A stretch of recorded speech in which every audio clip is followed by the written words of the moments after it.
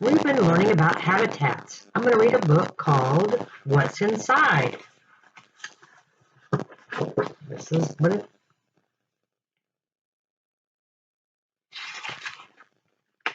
it's by Mary Jane Martin. What's inside?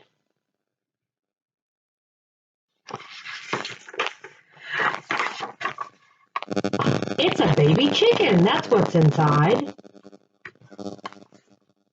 What's inside? It's a baby turtle. That's what's inside. What's inside? It's a baby penguin. That's what's inside. What's inside? It's a baby fish. That's what's inside.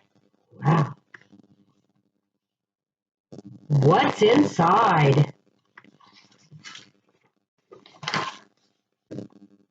It's my favorite, a baby snake. That's what's inside.